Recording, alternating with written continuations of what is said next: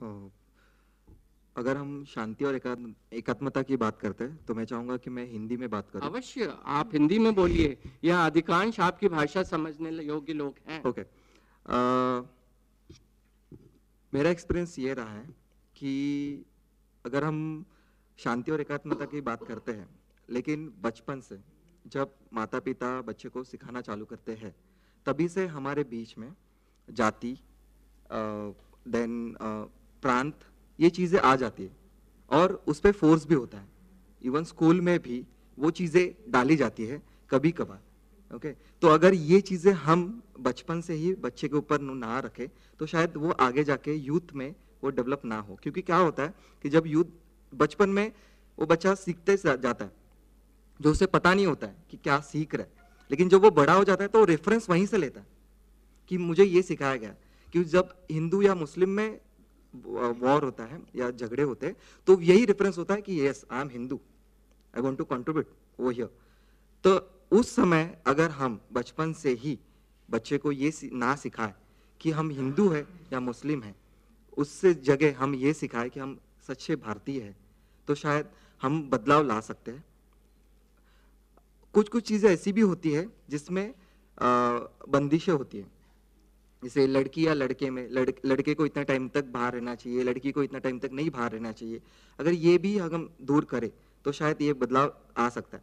मैं Rotaract club में बहुत सालों से कंट्रीब्यूट कर रहा हूँ। पिछले 7 सालों से मैं रोट्रैक में हूँ। बचपन से मैं एक मिडिल क्लास फैमिली में पला बड़ा हूँ, तो मुझे पता है कि हमारे इर्द गिर्द क्या होता है। लेकिन जब हायर क्लास की बात आती है तब हायर क्लास में ऐसा होता है कि वो लोगों को मोस्टली सब कैटेगरी के लोगों के बीच में बैठना उठना कम होता है, तो जो मेन इश्यूज है वो नहीं आते। क्योंकि जब आपको पता रहेगा कि जब भी कभी भी कहीं पे कोई इश्यूज आगे आते हैं, जैसे वॉर हुआ या डिजास्टर्स हुए, तो ज़्यादा करके जो मासेस हैं, जो लोअर क्लास है, उनको ज़्यादा अफेक्टेड होते हैं। तो वहाँ पे हमें जो प्रोट्रैक में जब यूथ को हम लेके आते हैं तो स्टार्टिंग में उन्हें नहीं पता होता है कि क्या कंट्रीब्यूट करना है समाज में भी। अगर कंट्रीब्यूट करना है तो क्या करना है, क्योंकि वो भी उनके दायरे में फंसे होते हैं कि हमें यही करना है। जैसे अगर मैं जैन हूँ तो मैं जैन धर्म को ही सपोर्ट करूंगा, ये वो है। तो बहुत सारी चीजें उसमें है। तो ये जब तक हम नहीं बचपन से बच्चे के अंदर नहीं डालेंगे तो शायद यूथ में भी वो डेवलपमेंट नहीं ला पाएंगे। अगर यूथ में डेवलपमेंट लाना है तो जैसे दीपिका जी ने कहा कि एथिक्स एंड सोशल वैल्यूज डालनी जरूरी है। आज उन्होंने रखा कि आज के जो माध्यम से, जैसे फेसबुक है, आपने कहा ट्विटर है, उसका भी सही तरीके से इस्तेमाल होता है। अगर आप देखेंगे तो बहुत सारी ऐसी ट्विटर और फेसबुक पे चीजें रखी गई है जहां पे यूथ डेवलपमेंट हो रहा है। जहां पे अगर आप रोट्रैक या अदर एनजीओज है जो बहुत सारे पेजेस लोगों तक भेज देते हैं कि ये चीज हो रही है और वो अवेयरनेस होता है और बहुत सारे यूथ उसको लाइक भी करते हैं। तो ये जरूरी है कि उन तक अच्छी चीजें ज्यादा जाए, क्योंकि आपको अगर आप देखें वेस्टर्नाइज जो चीज होती जा रही है दिन ब दिन, तो उनके सामने वो रहता है। जैसे आज आपको पता रहेगा हुक्काज और ये जो चीज पब्स, ये जो चीज चलते हैं, वहां से आप साइड होके, मतलब वहां पे जाने के बाद में मेन प्रॉब्लम शुरू होते हैं। तो वेस्टर्नाइज कल्चर अगर हम थोड़ा डाइवर्ट करें और हमारे कल्चर में बच्चों को लेके आए तो शायद हम सही तरीके से उनको एजुकेट कर सकेंगे, उनको उनको लेकर। लेकिन इनको टेक्नोलॉजी को यूटिलाइज करके, अभी होता क्या है कि ये जो हुक्काज है, पब्स है, बच्चे लोग वहां पे भेजे जाते हैं। अब उनके उन पर वो बार बार संस्कार हो रहे, क्योंकि एक फ्रेंड अगर जा रहा है तो वो दूसरे को बोलता है अरे यार वहां पे मजा आता है। तो यही मजा अगर हम उनको धीरे धीरे अपने कल्चर से दे दे तो शायद वहां ना जाए, क्योंकि इम्पैक्ट होता है। ब्रांडिंग जिसको कहते हैं, मैं एडवर्टाइजिंग मीडिया से हूँ तो मुझे पता है कि ब्रांडिंग इस तरीके से की जाती है कि अगर एक चीज मैं अगर 10 बार किसी को बोलूं तो मेरे दिमाग पे वो छप जाता है, और एक बार छप गया ना तो उतरता नहीं है। और फिर वो मेरे मेरे अगर दिमाग में बैठ गया तो मैं वही चीज करूंगा जो मेरा दिमाग कहता है। तो ये जब तक ये रेफरेंसेस हम हटाएंगे नहीं ना, तो हम शायद यूथ को नहीं बदल पाएंगे। और यूथ यहाँ पे जहाँ सेंसिटिव यूथ है, जहाँ अच्छी यूथ है, या जो कुछ कंट्रीब्यूट करना चाहते हैं, उन यूथ को इकट्ठा करके हम रोट्रैक क्लब चलाते हैं।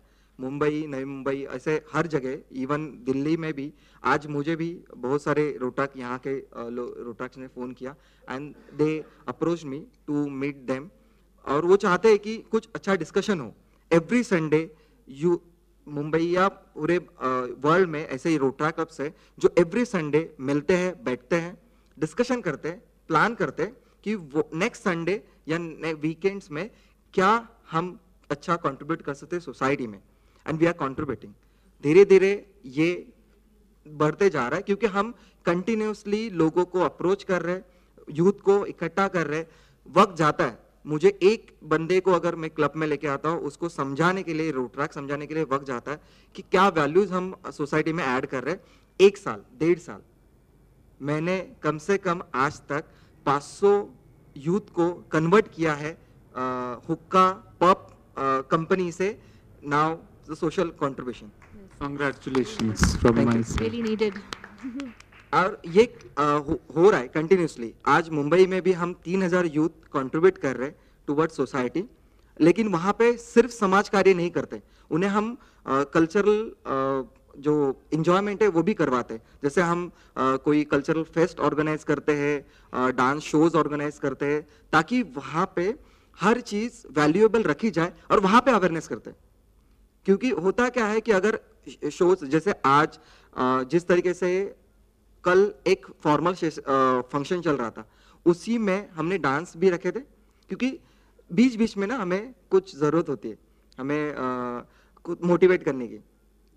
एक चीज नहीं कर सकते हम, तो पूरा दिन में हमें थोड़ा थोड़ा एंटरटेनमेंट की जरूरत होती है। तो एंटरटेनमेंट के साथ में अगर हम यूथ तक जाए तो शायद हम सही तरीके से उनके सामने रख सकते हैं जो भी पॉइंट्स हमें रखना है। और वो पॉइंट्स है mostly ethics, values, cultural traditional values, discipline and patriotism. Thank you.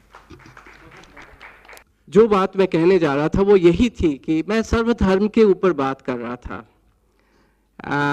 Mrs कॉनेली जून यहाँ बैठी हुई हैं और मेरे लिए बहुत ही प्लेजेंट सरप्राइज है कि वो एक थियोसॉफिस्ट थी। मेरी एजुकेशन थियोसॉफिकल सोसाइटी में हुई थी और प्रति सोमवार को हमारे यहाँ एक सर्वधर्म प्रार्थना होती थी। मिसेस जून ने बताया कि थियोसॉफिस्ट होने का मतलब यह है कि आपको, उसे ब्रह्म ज्ञान कहते थे थियोसॉफी को, उसमें आपको हर रिलीजन की इन डेप्थ जाना होता था। हम लोग तो बच्चे थे, हम लोग इतना इन डेप्थ तो नहीं जाते थे, पर डिस्कोर्सेस हम लोग को होते थे। और हमारी गुरु और गुरुआइनें जितनी भी थी, उन्होंने हमारे लेवल की साइकोलॉजी देखते हुए हमें धर्म के बारे में गहरा ज्ञान दिया।